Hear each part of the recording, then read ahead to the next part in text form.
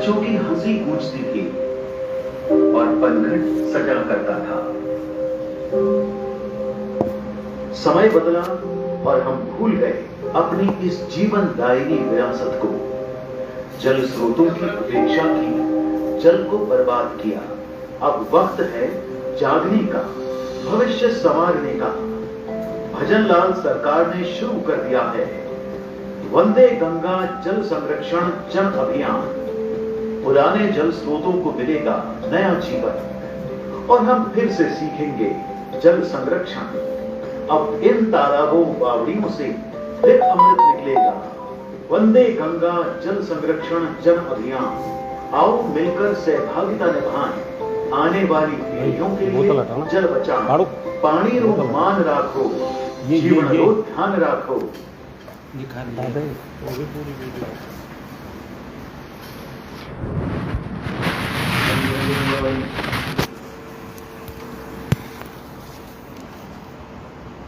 Sir, ये निवेदन है वंदे गंगा जल संरक्षण जन अभियान राजस्थान सरकार द्वारा 5 जून से 20 जून के बीच चलाया गया है। इस अभियान में जो महत्वपूर्ण सरकार का उद्देश्य है वो सबसे पहले तो है जो भी हमारे जल स्रोत हैं सभी जल स्रोतों की साफ सफाई करना। इसके साथ साथ जो हमारे विभिन्न सरकार की योजनाओं में जल स्रोत का निर्माण हुआ है उनका इसका जो कंसेप्ट है, मतलब क्योंकि राउंड टेबल कॉन्फ्रेंस ये हम कैसे प्लानिंग करते हैं, फिर आपके जो भी प्रश्न होंगे उसके बारे में हम चर्चा करेंगे।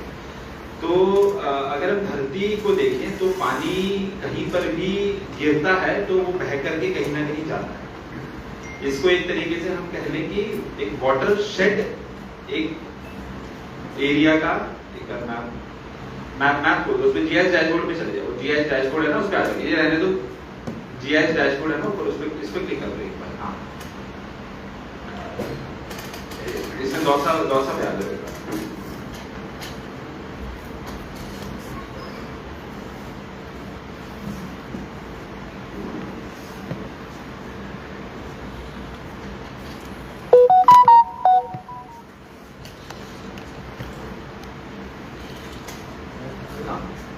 तो उसको दौसा डिस्ट्रिक्ट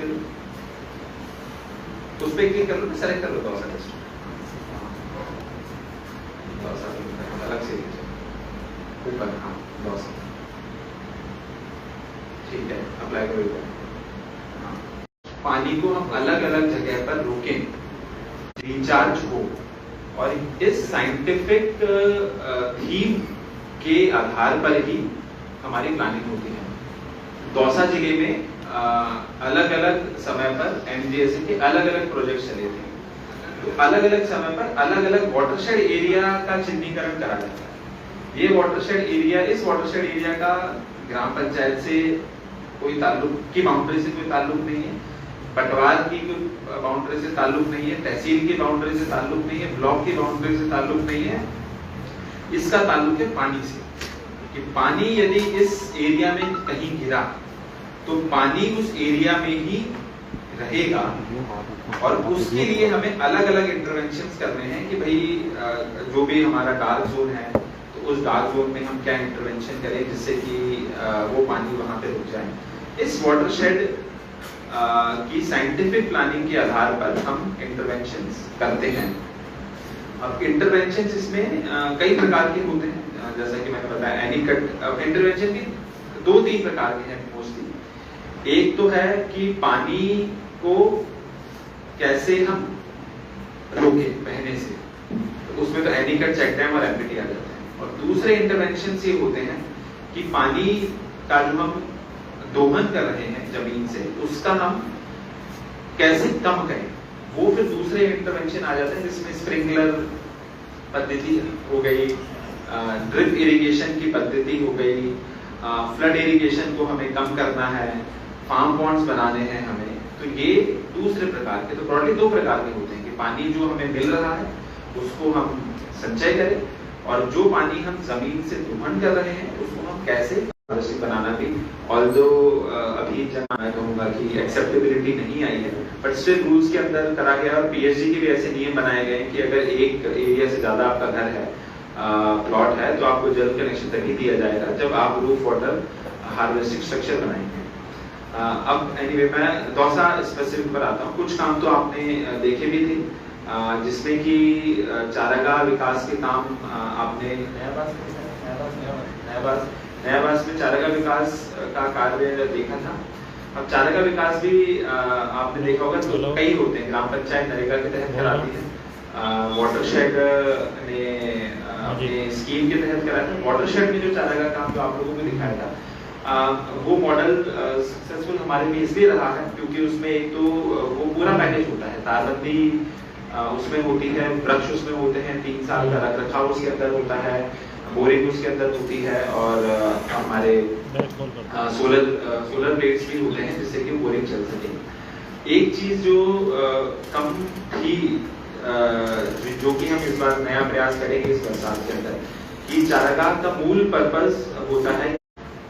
दूसरी चीज जो इस बार नहीं था वो ये था कि प्रत्येक ग्राम पंचायत हम जैसे 1000-2000 पेड़ लगाते थे, लेकिन दिक्कत ये होती थी कि वो हम कहीं जगह 100 लगा दिए, कहीं जगह हमने 100 लगा दिए, कहीं जगह 150 लगा दिए, कहीं जगह 500 लगा दिए, तो उनको मेंटेनेंस में हमें दिक्कत आती थी, वो मेंटेन भी नहीं हो पाता था, हर जगह पानी पिलाने में भी दिक्कत आती थी।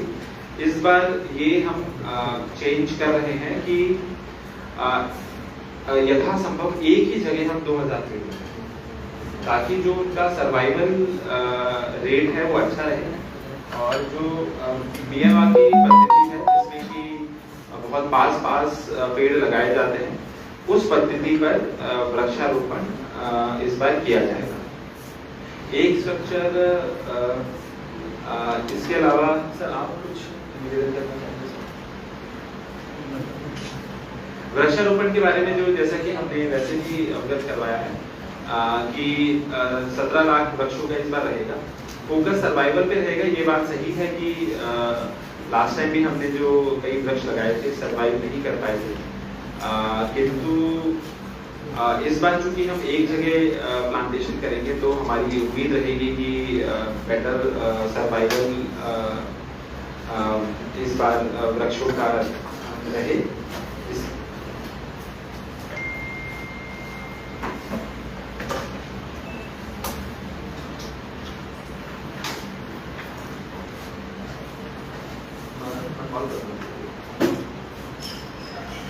इसके अलावा सर आप कुछ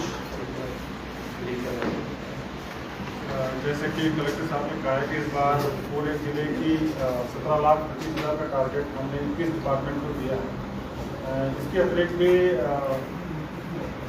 हम ये आशा करेंगे खासकर आप लोग के माध्यम से ये और ज़्यादा प्रचार प्रसार हो ताकि लोग भी बढ़ चढ़ के आए सामने और इस बरसात सीजन में वृक्षारोपण करें और सिर्फ वृक्षारोपण नहीं करें तो बचाए। और आप सभी पत्रकार बंधुओं को मैं आमंत्रित करना चाहूँगा कि हम नेशनल ग्रीनलैंड डेवलप कर रहे हैं, वहाँ पे कम से कम एक पौधे आप लोग जरूर लगाए आके और आपकी भी एक कंट्रीब्यूशन प्रकृति के ऊपर कंट्रीब्यूशन रहेगा। और पूरे जिले में जैसे 13 नर्सरियाँ हैं, उसके अलावा भी बहुत सारी प्राइवेट नर्सरियाँ वहाँ पर पौधे लेते हो। और इस वृक्षारोपण सीजन में कोशिश करके ज़्यादा से ज़्यादा टारगेट है, उससे भी ज़्यादा हम पौधे लगाएं।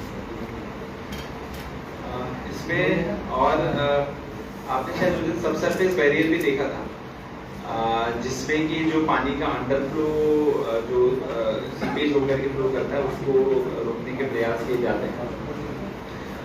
एक और स्ट्रक्चर जो कि शायद उस दिन नहीं दिखा पाए थे लेकिन उसमें हम छोटी छोटी कई तलाइयां बना देते हैं, एक का ओवरफ्लो करके दूसरे में चला जाए, दूसरे का तीसरे में चला जाए। और एक और कंसेप्ट है जो कि जनरली पहाड़ी इलाकों में होता है, दौसा में भी हमने करा है, जिसमें कि हम जैसे जो पहाड़ी इलाका होता है उसमें हम ट्रेंचेस, कई सारे ट्रेंचेस खोद देते हैं। दौसा में भी कुछ जगह हो रखा है और ट्रेंचेस के जो आगे का हिस्सा होता है उसमें सीड बॉल्स, मान लीजिए जैसे नीम के बीज हो गए या पीपल के बीज हो गए, उन बीजों को गोबर के अंदर लपेट करके वहां पर सोई कर देते हैं। जब बरसात होती है उन ट्रेंचेस में पानी रुक जाता है और उसके आसपास के एरिया में नमी रहती है और वो सीड अपने आप जर्मिनेट होकर के फिर पेड़ के रूप में बन जाता है। और ऑल्दो मुझे नहीं पता ये साइंटिफिक है, लेकिन मेरा पर्सनल अनुभव है कि जो पेड़ इस प्रकार से जन्मा हुआ होता है उसका सर्वाइवल रेट ज्यादा मैंने देखे rather than जो हम प्लांटेशन करते हैं। इसके अलावा और तो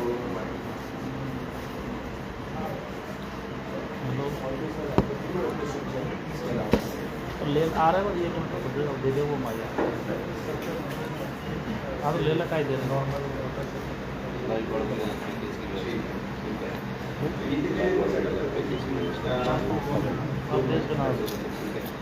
तब तक इससे संबंध में आपके अभियान के अतिरिक्त जो है वाटर कंजर्वेशन के लिए और वृक्षारोपण जो हम आने वाले समय में करेंगे, इसके संबंध में आपके कोई सुझाव और यदि हो या आपके कोई प्रश्न हो तो आप एक बार बता सकते हैं। इस बार जैसे कि होता है मियावाकी टेक्निक काफी प्रचलित है, जिसमें कि कंसेप्ट तो ये है कि पास पास हम पेड़ लगाएं और वो पेड़ यदि पास पास लगाएंगे तो सूरज की किरणों के लिए वो फिर लड़ते हैं तो वो ऊंचे पर ही जल्दी जाते हैं। उनकी हाइट जल्दी इसलिए बढ़ती है क्योंकि सनलाइट के लिए लड़ते हैं, छोटे रह गए तो फिर वो हो जाएंगे, तो उससे उनका ग्रोथ बहुत फास्ट होता है। तो मियावाकी टेक्निक पर भी हमने प्लानिंग करी है इस बार वृक्षारोपण करने की, और कुछ प्रस्ताव हमने अमृत में भी भेजे थे जिसमें कि आपके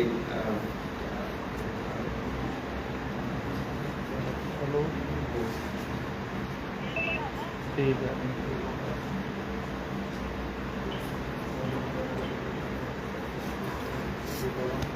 इसमें गेटोला में भी हमने तकरीबन 2 करोड़ के प्रस्ताव हमने भेजे थे अमृत के तहत, और उम्मीद है कि उसका भी हमें अप्रूवल मिल जाएगी। तो वहाँ पे भी प्लांटेशन और जो है अच्छा काम गेटोलाओं में भी होगा।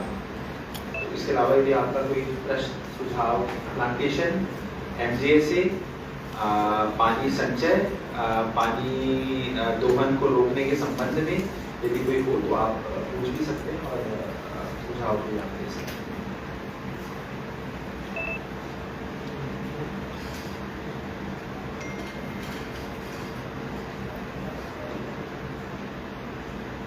सर, हर बार गौसा शहर में लक्ष्य को भी गौसा में हरियाली सिटी देखने को बड़ा आशास्पद लगता है। उसको जो रोड पर डिवाइडर बना हुआ है, नरेगा के तहत वहाँ प्लांटेशन हुआ, डिवाइडर पर अमूल आएगा और पीपल जैसे वृक्ष डिवाइडर के पौधा बना हुआ है, जो कि मैं नहीं समझता कि वो फलदायी होगा। वो झाड़ियों में फैले है, उसकी कटिंग की कोई व्यवस्था नहीं है और आने जाने वाले ट्रैफिक वालों की परेशानी है। एक तो ये ध्यान रखा जाए कहीं भी दूसरा शहर में वृक्षारोपण हो तो ऐसा हो कि जो अन्य शहरों में जो हरियाली या छायादार वृक्ष पहले ही आधा रोड पर हो रखे वृक्ष होने के बाद में खत्म हो चुके हैं। अब चूँकि भरतपुर एंट्री से लेकर और आपने सोमनाथ जाएगा काफ़ी लंबा चौड़ा रोड भी हो गया है, वहाँ जगह भी है। अगर नाप करके वहाँ अच्छे गहरे पेड़ लगाए तो शायद रोजाना इसमें एक मैं सुझाव के रूप में लेना चाहूँगा कि जैसे डिवाइडर पर पेड़ जो हमारे, ये बड़ा प्रश्न आता है कि क्या पेड़ लगाएं, क्योंकि नीम और ये लगा देते तो फिर उनका कटाई और वो काफ़ी वो हो जाता है कि आपको टाइम की कटाई भी करनी है और वो ट्रैफिक को भी वो करते हैं। एक्सप्रेस वे में जनरली बोगनविले और इस प्रकार के लगाए जाते हैं, तो वो कैसे रखेंगे? जैसे बोगनविले हम लगाएंगे अभी डिवाइडर पे, यदि वो आपका मिट्टी का डिवाइडर हो तो सीमेंटेड होगा तो फिर तो ये तो साहब ज़्यादा तरीके से बता सकते हैं इस बात को कि जिस पेड़ की ऊंचाई जितनी ज़्यादा होती रहेगी वो उतनी ऊंचाई पे जाएगी। यदि नहीं है तो मेरे शमशान में एक नीम का पेड़ है, करीब 20 फीट से ऊपर है वो, और केव तना है, बाकी फिर ऊपर खिला हुआ है, तो वाहन आराम से निकल सकते हैं बशर्ते उसकी छंगाई समय पर तो वो पेड़ ग्रोथ करेगा। लेकिन जो छंगाई नहीं तो पेड़ वही खत्म हो जाएगा। मेरा सुझाव इतना है कि कोई भी कार्यक्रम होता है तो उसमें जन भागीदारी होती है, लेकिन अब तक जितने भी कार्यक्रम देखे ना उसमें जन कहीं होता ही नहीं। क्यों नहीं होता ये समझ से बाहर है। आप जब तक इनके लिए बता रहे हैं, इन जनरल बता रहे हैं। आप इन जनरल चाहे वो पेड़ का हो कोई सब सेलेक्ट लोगों वही थावड़े होते हैं, वही गड्ढे होते हैं, बस तख्ती बदलती है, अगली बार फिर पेड़ नहीं मिलेगा, फिर तख्ती मिलेगी, तख्ती भी ले जाते हैं लोग। अब फिर उसी जगह कोई पौधरोपण हो सेलेक्ट, जैसे बावड़ियाँ सेलेक्ट है, क्या जिले में क्यों ये 10 बावड़ियाँ हैं? क्योंकि सरकारी आदेश आते हैं, उसको सरकारी तरीके से प्रेजेंट करते हैं। जब तक स्थानीय संस्था जरूरी नहीं है, बहुत संस्थाएं होती है, बहुत लोग होते हैं, बहुत उदाहरण मिल जाएंगे। आज दुर्भाग्य है कि इसमें आप एक उदाहरण नहीं बता सकते कि दौसा जिले में कहाँ अच्छा काम हुआ। इसमें कम से कम यदि डेमो देते, हम लोगों को बताते, आप अपनी चीज को ही लोग गोबर पे चांदी का वर्क लगाकर बर्फी बनाकर बेच देते, और हम हमारा मावा है उसको ही नहीं बेच पा रहे। तो अच्छी चीजें हैं, उसको यदि इसमें रखते तो हमको लगता है कि हमारा भी वही सोच है कि भाई सरकारी है, लेकिन कोई चीज आप प्रेजेंट करो, हमारे सामने करो। जैसे 3 आप हमको लेके गए, तो वो तीनों इतने अच्छे प्रोग्राम थे जो अब तक वंचित रहे। वो नयावास वाला, पीछे वाला और वो तीसरा, तीनों ही बहुत अच्छे प्रोजेक्ट थे, लेकिन पता नहीं क्यों इसको इतने दिन बाद प्रेजेंट किया गया। वो 7 तलाइयों वाला जो एक के बाद एक इतना अच्छा था, बहुत ही बढ़िया होता था। क्यों 3 ही देख सके, एक और था ये बता रहे थे, हम देख नहीं पाए। लेकिन अब तक की सबसे बेहतरीन विजिट थी वो। बस ये है कि अपने कार्यक्रम कराते हो, बता नहीं पाते, और बताते हो तो अंग्रेजी में बताते जो आम आदमी की समझ में नहीं आता। यहाँ तक कि महात्मा गांधी का जो प्रोग्राम है स्वच्छता, वो भी हम अंग्रेजी में पेश करते हैं। तो जनरली मेरा है कि दौसा जिले का भौगोलिक परिदृश्य दौसा जिले के हिसाब से तैयार हो। आप स्टेडियम में नीम का पेड़ लगाओगे और कोई लगाओगे तो दीमक खा जाएगा। क्यों वहीं इतनी ज्यादा दीमक है? क्योंकि हम भौगोलिक उसका करवाते नहीं है। सर्वे करवा ले फिर पेड़ लगाए तो पेड़ लगे। पूरे जिले में हर बार 10 लाख 20 लाख लगते हैं, वो दीमक खा जाती है। तो जगह देख के भी सर्वे कराया जाए, वहां की परिस्थिति देख कर कराया जाए तो संभव। केवल सरकारी आदेशों को तक सीमित रखोगे तो ये चीजें चलती। एक मेरा सवाल हो रहा पानी के लिए। दौसा आजादी से पहले यहाँ पीने के पानी की हमेशा समस्या रही, फिर भी लोगों को आदत है 10 दिन की। क्यों? क्योंकि लोगों का संचय का एक नेचर बना। कभी ये जानने की कोशिश नहीं की कि यहाँ के लोग कैसे संचय करते। बाहर का एक आदमी आता है, संस्थाओं को ज्ञान दे जाता है, दौसा वाले से पूछो कि संचय कैसे करते, वो पानी का उपयोग कैसे करते, वो बताएंगे कि संचय कैसे होता है। लेकिन दौसा वालों को कोई बात नहीं करता। आज हमारे यहाँ 10 दिन में पानी आता है, फिर भी आराम से रह रहे। मेरा इतना सा है कि जहाँ की चीज हो वहां के बारे में पहले भौगोलिक जानकारी होनी चाहिए, उसके बाद उसको इम्प्लीमेंट करें। इसमें मैं तो 2-3 चीजें कहना चाहूँगा कि एक तो जो आपने कहा था कि नयाबास और वो नर्सरी के बारे में, तो उसमें वैसे तो मेरे फील्ड विजिट्स के माध्यम से हम प्रयास करते हैं, क्योंकि मैंने 2-3 बार देखी। अदरवाइज जो हमारे सरपंच हैं, क्योंकि मेरा उनसे इंटरेक्शन रहता है, तो कई सरपंच मेरे पास आकर थे, उन्होंने नयाबास की और छारेडा में भी अच्छा काम किया था। तो उनको मतलब वो आते कहते हैं कि सर हमें भी सैंक्शन करेंगे। तो काफ़ी स्तर तक तो जानकारी है, लेकिन फिर भी मतलब ठीक है, आप जैसा कह रहे हैं कि और इसको प्रचार प्रसार किया जा सकता है। फिर काली पहाड़ी में भी आप देखिए, माननीय जो मंत्री प्रभारी मंत्री महोदय आए थे, तब आप में से कई सरकार बंधु हमारे साथ काली पहाड़ी में गए थे, तो वहाँ पे भी इस प्रकार का एक अच्छा काम हो रखा है जो है इस काली पहाड़ी। दूसरा ये है कि दूसरा ये कि संस्थाओं को साथ लेकर के वृक्षारोपण के संबंध में, तो इसमें 2 प्रकार की संस्थाएं हैं। एक तो संस्थाएं हैं जो कि कॉर्पोरेट हैं, और एक संस्थाएं हैं जो कि हैं हमारी सामाजिक संस्थाएं होगी। क्योंकि पिछली बार भी बरसात में मैं यही था, तो मुझे पता है कि जो हमारे यहाँ क्लब्स हैं, उन्होंने रिको के अंदर वृक्षारोपण, इस अपने जो दौसा रिको में वृक्षारोपण करवाया था, रिको एसोसिएशन ने वहाँ पे करवाया था। हमारा जो संत सुंदरदास स्मारक है, वहाँ पर भी वृक्षारोपण सामाजिक संस्थाओं ने कराया था। और मैं कॉर्पोरेट संस्थाओं की बात करूँ तो जैसे भांडारेज आप इंटरचेंज पे देखते हैं, पेड़ छोटे हैं अभी, तो अच्छा वृक्षारोपण वहाँ पर NH ने कराया था, और SDI ने कलेक्ट्रेट के सामने करवाया था। तो हम प्रयासरत हैं संस्थाओं को साथ लेने के लिए। बाकी आपके सुझाव से और अदरवाइज भी और भी संस्थाओं को हम मोटिवेट करेंगे कि वो आए हमारे साथ जुड़े और इस बार अधिक से अधिक वृक्षारोपण कराएं, क्योंकि इसमें कोई दो राय नहीं है कि कोई संस्था हमारे साथ आती है वृक्षारोपण कराने में तो उसको एक सेंस रहता है उसकी केयर का, तो वो सक्सेस रेट वहाँ पे ज़्यादा रहती है उन वृक्षों की संस्थाएं मतलब सक्सेस रेट अच्छा रहता है उसका उनके पेड़ों के सक्सेस होने का भी और कई है, मैं दौसा की बात नहीं करूँ, कई संस्थाएं हैं। हमारे वहाँ पाली के अंदर एक संस्था थी जो केवल नीम के वृक्ष लगाती थी, रामदेवरा तक उसने वृक्षारोपण कराया था। और अनौपचारिक रूप से ही मैं आपको बताऊं तो जो भी भामाशाह मेरे पास आता है मैं तो उनको यही कहता हूँ कि आप कुछ मत करो, आप तो केवल 3 चीजें करो। आप तो केवल नीम एक जगह लो, नीम के पेड़ तैयार करो, फेंसिंग करो, 3 साल मेंटेनेंस, पानी पिलाने का आप काम ले लो, सहयोग हम देंगे, फिर आप लगवाएंगे। और 2-3 में पॉजिटिवली मुझे कहा भी है, अब देखिए क्या उसका नतीजा निकलता है। बट हम भी चाहेंगे कि दौसा में एक ऐसी संस्था हो जो कि मतलब केवल वृक्षारोपण पर फोकस हो और जो है भले ही हम तो पर्सनली तो मैं चाहता हूँ नीम के पेड़ लगे, मेरे लिए तो उससे बेस्ट कोई वो नहीं, नीम के पेड़ या शीशम का पेड़, जो पेड़ बेस्ट है। और 1-2 संस्थाओं ने मोटिवेट भी करा जो हमारे यहाँ पे थे, जिन्होंने ये स्कूल बनाया था, बनियाना में जो स्कूल बनाया था, तो वो पॉजिटिव है। उन्होंने और तो प्रॉमिस भी करा था कि 2 CR का प्लांटेशन का एक प्रोजेक्ट CSR के माध्यम से, बैंकों के माध्यम से लेकर के आएंगे, क्योंकि अंडर प्रोसेस है।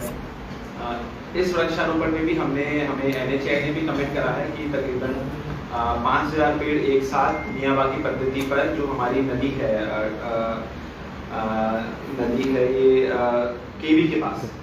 केवी के पास जो हमारे एक छोटा सा पार्क भी बना हुआ, आपने देखा होगा, नाला सा बहता है पूरी नदी, तो वहाँ पर उन्होंने 5000 से 8000 पेड़ के प्लांटेशन का भी कराया, तो एक अच्छा डेंस वहाँ पर भी हुआ। और जो आपने बताया कि हमारे रोड साइड प्लांटेशन का, तो उस पर भी हम इस बार, और रोड साइड प्लांटेशन का आपने पहले चर्चा कर रखी है मेरे से, मैंने तो बोगनविले के हिसाब से मतलब मैंने झाड़ के हिसाब से सोचा था, क्योंकि मुझे लगता है क्लाइमेट हमारा मेंटेन करना इजी रहेगा। बट क्योंकि आप नीम कह रहे हैं कि सर नीम ही हो जाएगा, तो हम फिर उस डायरेक्शन में सोचते हैं कि नीम या शीशम इस प्रकार के पेड़ हम रोड साइड या रोड के मिड में हम प्लांट करें इस बार वर्षा में।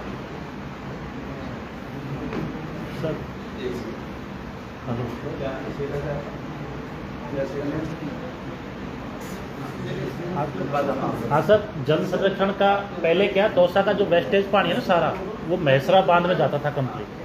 तो महेसरा का पानी क्या है, ये तो मीठा पानी होता है सर, उससे लोग प्यास भी बुझते हैं, सही भी होता है। आजकल क्या, जो पानी का जो निकासी के नाले थे ना, वो सारे बंद रख दिए। प्रॉपर्टी वाले जो रहते हैं ना, उन्होंने दीवार करके वो करते, वो प्रॉपर पानी महेसरा बांध में नहीं पहुँचता। यदि ये सारा शहर का पानी महेसरा बांध में इकट्ठा हो जाए ना, तो साल भर पानी वैसे ही खत्म नहीं हो महेसरा का। देखिए इसमें 2 चीजें हैं आपके इसमें, और मैं तो आपको भविष्य के हिसाब से भी इसमें बताना चाहूँगा कि ये बात सच है कि हमारी जो प्लानिंग है उसमें ड्रेनेज का इतना महत्व रहा नहीं है।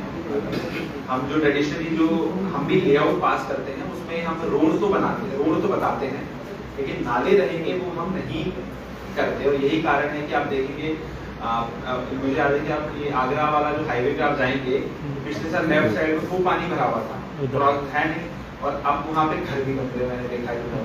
तो अब मुझे पता है कि आज से 1-2 साल बाद डूबेंगे भी, और फिर ये समस्या भी आएगी, पानी भी नहीं रुकेगा, क्रॉस भी नहीं करेगा, और वो ये समस्या मतलब जो ये वस्तु स्थिति है इसको डिनाई नहीं किया जा सकता। लेकिन जो अभी हमारा UIT का जो गठन हुआ है उसमें पिछले बोर्ड मीटिंग में तो हमने चर्चा कर ली थी, और नेक्स्ट हमारे जो ट्रस्ट की मीटिंग है उसमें हम इसको पास ही करेंगे कि एक तो हमारे पूरे UIT क्षेत्र का हम ड्रेनेज का मास्टर प्लान बनाना है, और हम एटलीस्ट जो UIT कॉलोनी लेकर के आएगी उसमें तो ड्रेनेज कंपल्सरी रहेगा ही, उसमें तो कोई दो राय नहीं है। लेकिन हम प्रयास करेंगे कि जो लेआउट या जो प्राइवेट कॉलोनाइजर हमारे पास लेआउट पास कराने के लिए आएंगे, तो बिना नाले के हम लेआउट पास नहीं करेंगे। ये ऑल्दो नियमों में अभी नहीं है, ये हम प्रपोजल बना के स्टेट गवर्नमेंट को भेजेंगे, ताकि चलिए अभी तो जो हमारा ड्रेनेज सिस्टम है और इसमें जो हम इम्प्रूव कर सकते हैं वो करेंगे, लेकिन भविष्य में जो भी हमारा नेटवर्क बने ड्रेनेज का, वो एक कॉम्प्रिहेंसिव नेटवर्क बन जाए, ताकि पानी जो है हमारे बांध या नदी तक चला जाए। कैसे होगा इसमें मतलब मैं बहुत ही शॉर्ट में बता देता हूँ कि मास्टर प्लान में हम एक बार रोड्स बना देते हैं और जब कन्वर्जन कराने आता है तो रोड पार्ट का सरेंडर करता जाता है और ऐसे रोड पे रोड बनता जाता है। वही हम चाहेंगे कि हम नाले भी ले लें ताकि कन्वर्जन कराने है तो नाले के सब से हम छुड़वा दें और वो नाले से नाला में जैसे जैसे वो कन्वर्जन होती है वो नाला अपने आप ही तो ये तो फ्यूचर के है। और प्रेजेंट प्लानिंग में अब आप सही कह रहे हैं, इस बार हमने कुछ प्रयास करे हैं। लालसोट रोड पे भी हम प्रयास कर रहे हैं कि नाला वर्किंग है, वहाँ पे भी बन जाए। जो है आपके राजपूत छात्रावास के पास भी PWD कल्वर्ट डालेगी वहाँ पे। अब उससे कितना समाधान होगा वो तो हमें जो है पता चलेगा, बट उसमें भी प्रयास कर रहे हैं कि कल्वर्ट डाल के राजपूत छात्रावास में जो पानी भरता है उसका भी समाधान करें।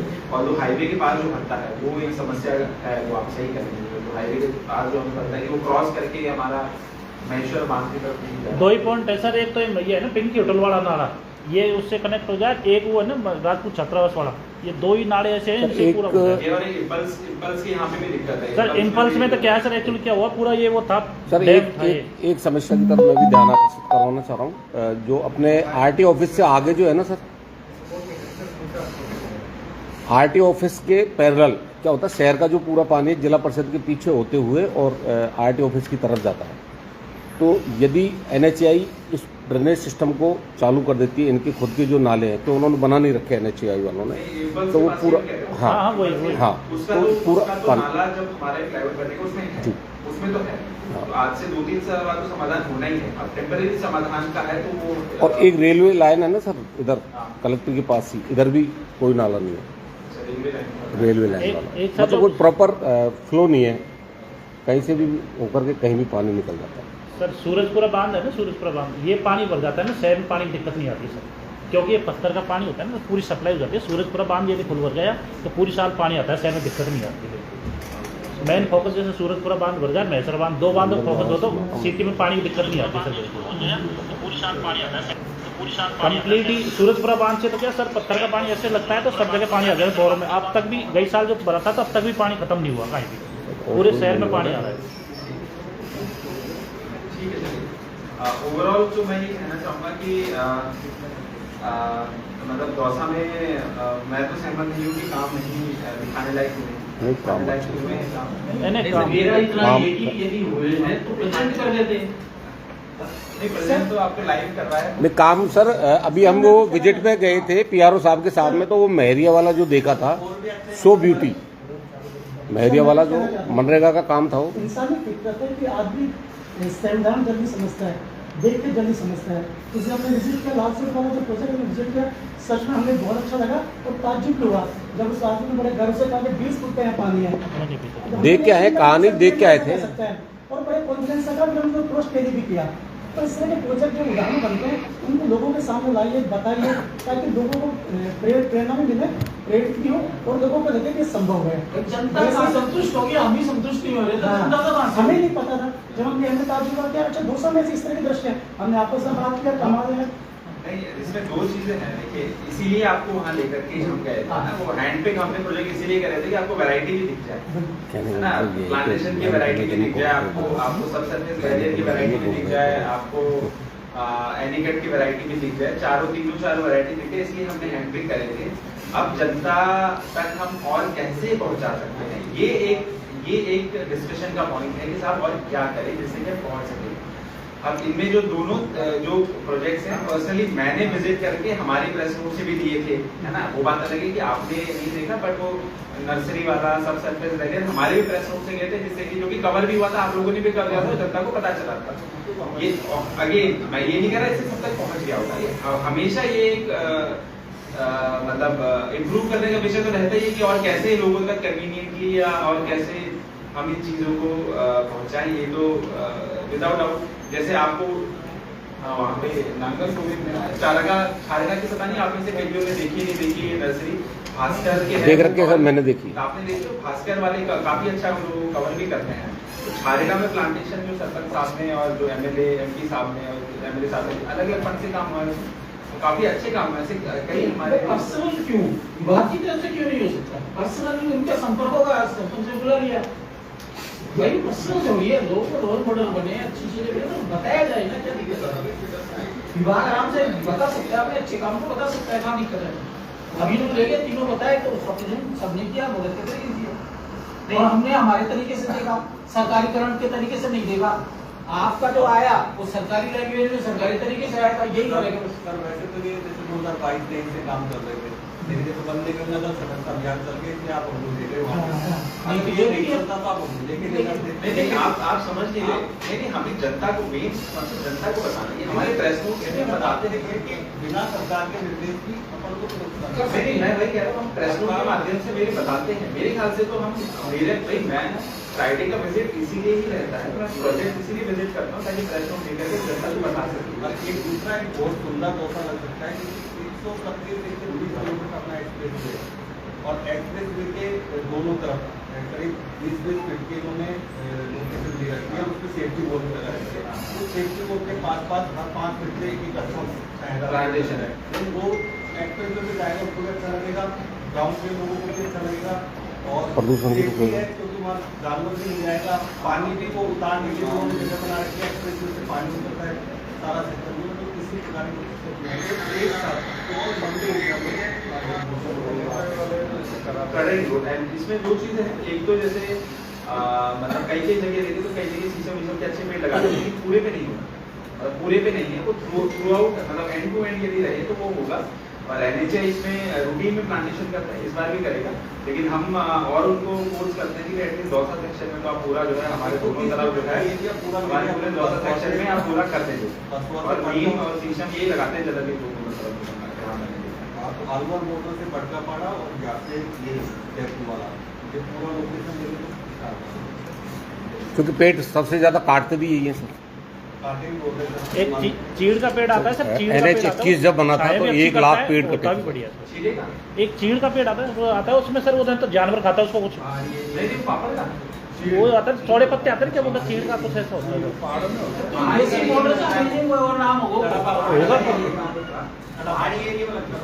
नहीं, एक तो आपका होता हो जाता है कहीं भी सर जीवे मार कर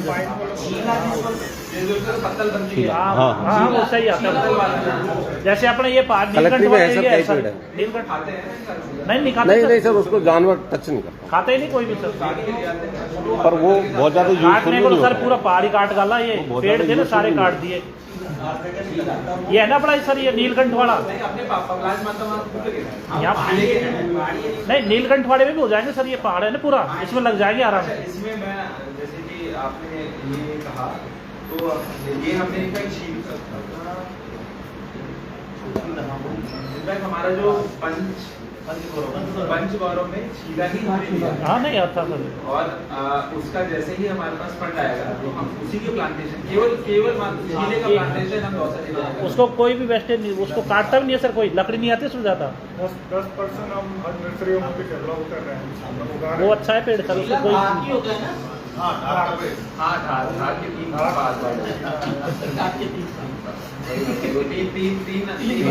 उसकी छाया भी अच्छी होती है, जल्दी भी बढ़ता है, उससे कोई एक सर जो बील होता है ना, बील पत्र, वो भी बहुत सर्वाइवल ट्री होता है। अपने यहाँ के बील अच्छा है, बेर अच्छा है, नीम अच्छा है, शीशम अच्छा है सर गलती से छीले का एक्चुअली मैंने पहाड़ों में देखा है, वैसे तो मैंने नहीं देखा, मतलब देख ले तो बट पहाड़ों में हाँ लग जाते, बड़ी याद लग जाएगा सर। मैंने मेरे घर में लगा दिया था एक बील का बहुत बड़ा दरख्त बन रहा है, हो जाता है सर। एक्चुअली प्रोटेक्शन की जरूरत नहीं होती उसको बहुत ज्यादा, जैसे हर चीज कोई भी पेड़ लगाओ लेकिन आप प्रोटेक्शन सही तरह से करें तो वो सर्वाइव करता है। सर्वाइव और एक और चीज जो है कि हम जैसे आपने कई जगह जैसे हमारे वो बनते हैं जो कई कच्चे तालाब बनते हैं तो उस पर हम मौजा घास भी लगा देते हैं जो कि स्टेबलाइजेशन का काम करता है, कटाव का जो आप देखेंगे, मेरे ख्याल से आपने देखी होगी, अगर हम लालपुर वाले हाईवे पे जाएं तो वो डैम आता है ना, कौन सा आता है लेफ्ट साइड में, लगी हुई वो जो घास आपने देखी वो उसको भी खाते नहीं है, लेकिन वो स्टेबलाइजेशन का काम करते हैं, उससे वो कटता नहीं है, टूटता नहीं है। हमारे